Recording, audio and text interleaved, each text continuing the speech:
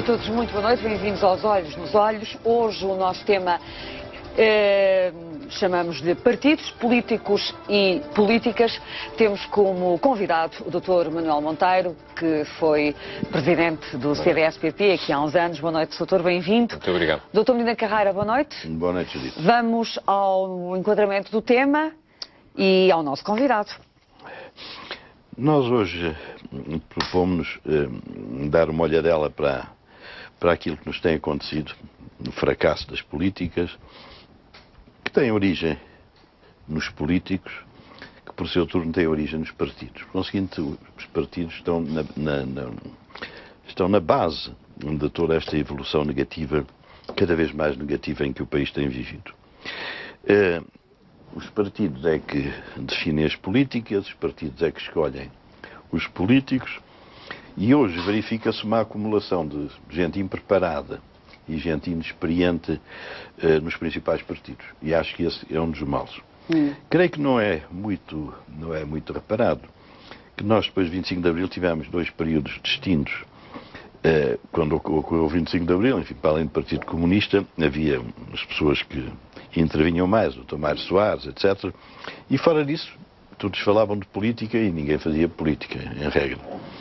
Quando o 25 de Abril se deu, e houve que tomar conta da governação e da administração pública, ia-se recrutar pessoas, normalmente, ou pessoas que vieram do estrangeiro, que estiveram exilados, ou pessoas em virtude da sua experiência. Médicos, advogados, engenheiros, economistas. E assim vivemos, grosso modo, 2 décadas. E tivemos uma classe política muito sólida, desse ponto de vista. A Assembleia Constituinte foi o núcleo mais qualificado da política em Portugal no último meio século, é um exemplo disso. Bom, e podia cometer-se, e cometeu-se muita asneira, com certeza, até havia mais possibilidades de praticar asneiras porque os governos tinham poderes. Hoje os governos não têm poderes. Um dia vamos fazer um programa para referir isso. É um poder diferente, não é? É um poder diferente. Não, são poderes efetivos. Ter moeda, fazer moeda, tratar dos juros, tratar da desvalorização, tratar das alfândegas, isto é um conjunto de poderes que os governos, os Estados Nacionais perderam. E isto mostra a diferença completa que há entre o Portugal de antes da CEE e do euro e o Portugal depois disso. O que é que pode hoje Mas qual é a conclusão a que o Dr. Medina chega? Bom, quer dizer que havia uma caixa de ferramentas que permitiam, era o chamado Estado intervencionista, e o Estado, digamos, de algum modo comandava a economia. Só o fazer dinheiro. Você já imaginou o que é a vantagem de fazer dinheiro? Hoje as pessoas, nem o Tribunal Constitucional ainda percebeu o que é não ter dinheiro feito por nós. E, portanto, com estas ferramentas e com gente com experiência de vida, mais disparate aqui, menos disparate acolá, vivemos para aí 20 anos. Nesta pendência começaram a entrar para os partidos miúdos, os Jotas, não sei se é assim, o Dr. Manuel Monteiro é que sabe isso. Pronto. O Dr. Manuel Monteiro também foi Jota. Foi presidente. É o único Jota que eu conheço em pessoa. Os outros admito que sejam aquilo que são, mas eu não os conheço pessoalmente. Mas, entretanto... Então não conhece o Pedro Passos Coelho, pessoalmente? Bem, ele é um bocadinho menos Jota. Então ele foi presidente da JFT. Não, eu sei, pois foi, mas ele era presidente. Era menos Jotinha. Eu conheço o Passos Coelho há 20 e tal anos. Olhe pela mão, sabe de quem? Não. Do seu companheiro de programa ao domingo, do professor Marcelo Rebelo de Sousa. Ah, sim? Foi o professor Marcelo que apresentou o Passos Coelho? Em que circunstâncias? Olha, nem sei. Já não se recorda? Sei que era numa barraca ali ao pé do Castelo do Queijo, em Matosinhos, ou saída da Avenida Boa Vista, numa noite de nevoeiro horrível. Então, foi assim que eu conheci. Tem um ar assim um bocado sebastiânico. Nem Passos Coelho, nem Marcelo Rebelo de Sousa devem lembrar-se desse episódio. Mas eu lembro por causa do nevoeiro, do desagradável, do clima que fazia nesse dia. Mas, entretanto, foram aparecendo estes Jotas, que eu creio que pensaram que por ter um título, valesse ele o que valesse, era suficiente e estar ali dentro. E juntou-se um grupo de gente profissional que hoje depende disso.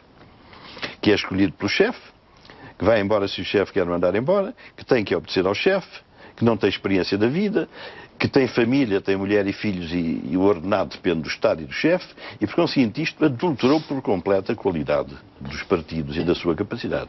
E a meu ver, uma grande parte do fracasso a que chegámos foi a ocupação do Estado por umas dezenas de pessoas inexperientes e impreparadas. Dr. Manuel Monteiro, revê-se neste retrato um bocadinho apocalíptico, digo eu, do Dr. Medina Carreira. Nunca vai ser de expresso aquilo que eu digo e que você chama político. Não, mas o Dr. Manuel Monteiro, para mim, é o representante mais fiel. Felizmente teve juízo. E largou aquilo, juízo. Porque ele entrou, não sei com que idade, para o CDS. 13 anos. Quanto? 13, imagino lá. 13 anos. Bom, e esteve lá até aos 30 e tal. Sim. Quer dizer, subiu aquilo tudo por ali fora até presidente.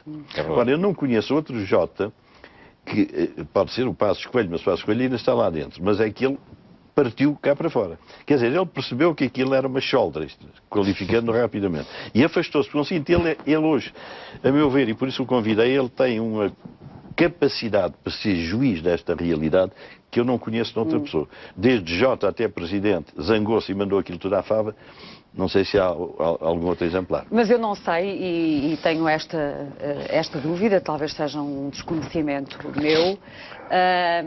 Não sei, dizia, se o Dr. Manuel Monteiro saiu zangado nestas circunstâncias que o Dr. Medina Carreira acaba de simplificar, ou se foi uma saída em função de circunstâncias políticas e também pessoais, não é? Que têm a ver com a sua relação com Paulo Portas. Ou seja, foi uma saída a contragosto e não uma saída voluntária, como o Dr. Medina Carreira acabou por equacionar. Não, para avisar o Dr. para Manuel Monteiro que a Judite pega logo numa coisa pessoal. Pessoal? Sim, é contar a história de Paulo Portas e dele que entrou, dele que Não, saiu. Não, porque o Dr. Medina Carreira está a fazer referência a um conjunto de pessoas, fez referência a pessoas que entram na vida política e que, num determinado momento, ficam desiludidas e saem pelo seu próprio pé. Eu não tenho a certeza que tenha sido isso que aconteceu com o Dr. Manuel Monteiro.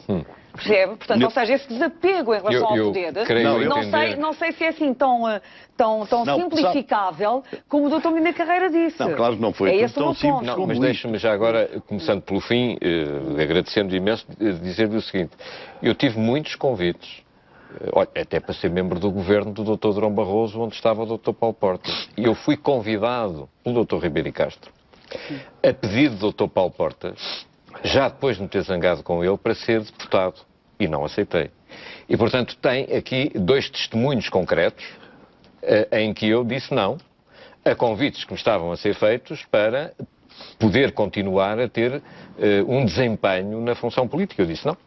Acabou, eu não acredito nessas pessoas que aí estão, seguramente vão ter o maior sucesso, mas eu disse não.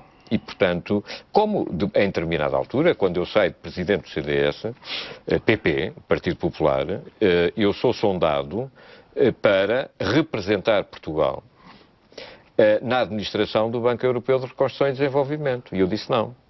E até me foi dito na altura quanto é que eu ia ganhar.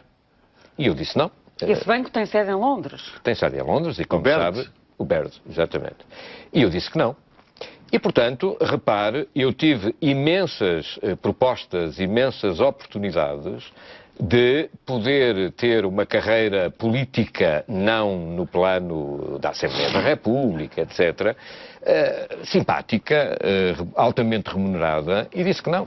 Houve muita gente que disse, os telespectadores vão me desculpar, as pessoas aí, o Dr. Medina Carreira, então, foste pardo. Eu disse, não, fui coerente com aquilo que entendia que era a minha posição. Mas já agora... Mas essa desilusão, esse despojamento em relação à vida partidária ativa e de certa forma, a uma certa ideia de poder, aconteceu em que circunstâncias? Deixe-me... Bom, aconteceu, eu saio do CDS em determinada altura e saio do CDS revoltado. Eu entendia, por um lado, que o CDS, com toda a legitimidade, se tinha afastado de uma linha política na qual eu acreditava. Depois saio afastado por pressentir que o CDS era um partido totalmente integrado na lógica do sistema, mesmo que condenasse e criticasse o sistema.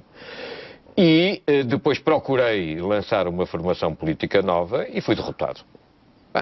É tão simples quanto isso. Portanto, os portugueses não entenderam a minha mensagem e eu disse, bom, não vou estar aqui. Aliás, havia situações tão caricatas quanto esta. Eu ia na rua e as pessoas diziam, doutor, vamos votar em si, no CDS. Ainda há 3 semanas, num comboio Porto-Lisboa, eu agora rio-me disso, pessoas devem ter comido a então o nosso partido. Eu disse, mas qual partido? O CDS. Aquelas coisas que ficam no rótulo, claro. Ficam um rótulo na cabeça e, portanto, é extraordinariamente difícil que isso saia. E muito bem, não há qualquer problema. Mas deixe-me, se me permite, pegar neste aspecto do Dr. Medina Carreira para dizer o seguinte. Eu aderi à Juventude Centrista como simpatizante vindo do movimento associativo. Neste caso concreto do Liceu Passos Manuel. E depois o CDS, por influência muito grande de um avô, meu avô materno, que foi candidato a Presidente de Câmara Municipal em Vieira do Minho, onde eu vivi, no Conselho de Vieira do Minho, no Distrito de Braga. Ele foi candidato à Presidência de Câmara do CDS logo nas primeiras eleições autárquicas a seguir ao 25 de Abril. E, portanto, havia aí uma influência clara que me conduziu ao CDS. E havia...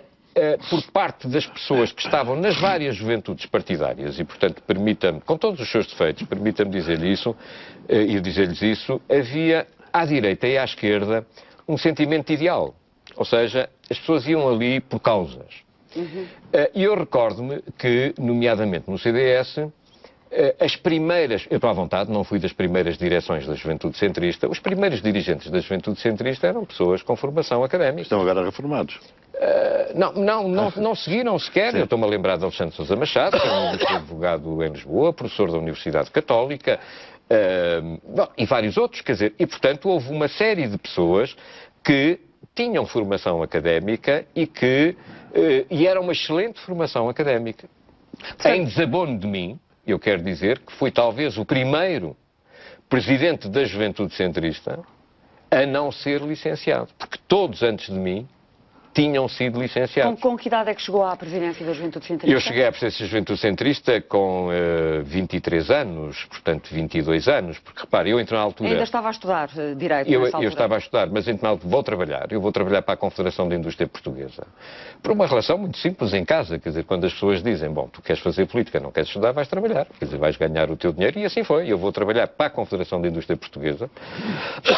Fui diretor do Departamento de Comunicação da CIP durante algum tempo. Mais tarde vou para o Banco Comercial Português, para o BCP, onde trabalhei, fui bancário, na direção da auditoria primeiro e depois na área do mercado de capitais, depois novamente na direção da auditoria, e quando me candidato a presidente do CDS era essa a minha atividade profissional. Mas vamos portanto, eu tinha uma função profissional. Aqui a questão que o Dr. Medina suscitou, basicamente é sabermos até que ponto, hoje em dia, estamos perante, ajude-me a clarificar o meu pensamento, Dr. Medina, estamos perante uma classe política mais frágil, menos sólida do que no passado. É esse o ponto, não é? Sim, bastante menos sólida. E basicamente porque nunca tiveram uma grande experiência de vida. O Sr. Manuel Monteiro foi bancário, eu tinha vários cursos, nessa altura já era advogado. Quer dizer, as pessoas que foram chamadas naturalmente a exercer cargos políticos tinham que dar garantias, pelo menos, de saber alguma coisa daquilo que faziam. Isso desapareceu, porque aqueles que foram entrando, os tais Jotas, foram vendo os chefes dos partidos, essas pessoas que pontificavam nesses partidos, era tudo gente com uns cursos, melhores ou piores, doutor, engenheiro, outra coisa qualquer. E começaram a tirar uns cursos secos parecidos com esses. Porque a partir de uma certa altura os cursos passaram a ser uma coisa mais ou menos. Até serem estes cursos em que as pessoas nem precisam de lá ir, como o Miguel Relvas, que teve 86 compensações, ou não sei como é que se chama essas coisas, quer dizer, tudo se foi degradando e, portanto, muita desta gente que hoje está na política, comanda os partidos e, por conseguinte, a política, não teve a ocasião nem de estudar, nem de se experimentar.